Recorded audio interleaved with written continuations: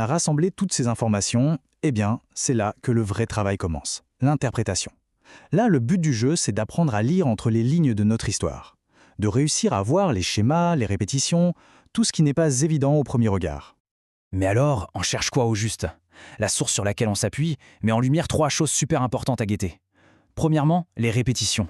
C'est fou, mais on peut trouver des événements qui se répètent au même âge, des prénoms qui reviennent, des métiers, c'est comme un écho. Deuxièmement, les silences. Qui sont les personnes dont on ne parle jamais? Quelles sont les histoires oubliées? Souvent, un silence, ça cache une blessure. Et troisièmement, les héritages invisibles. Toutes ces émotions, ces loyautés qu'on porte en nous, parfois sans même le savoir. Et cette comparaison, elle est parlante, non? Elle nous montre que ce qui n'est pas dit, ce qui est tu, les secrets, les traumatismes, eh bien tout ça, ça a souvent... On a rassemblé toutes ces informations, eh bien, c'est là que le vrai travail commence, l'interprétation.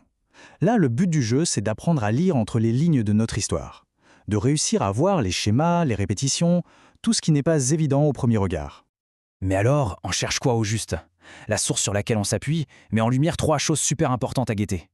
Premièrement, les répétitions. C'est fou, mais on peut trouver des événements qui se répètent au même âge, des prénoms qui reviennent, des métiers, c'est comme un écho. Deuxièmement, les silences. Qui sont les personnes dont on ne parle jamais? Quelles sont les histoires oubliées? Souvent, un silence, ça cache une blessure. Et troisièmement, les héritages invisibles. Toutes ces émotions, ces loyautés qu'on porte en nous, parfois sans même le savoir. Et cette comparaison, elle est parlante, non? Elle nous montre que ce qui n'est pas dit, ce qui est tu, les secrets, les traumatismes, eh bien tout ça, ça a souvent autant, voire plus d'influence que les belles histoires officielles que tout le monde se raconte en famille.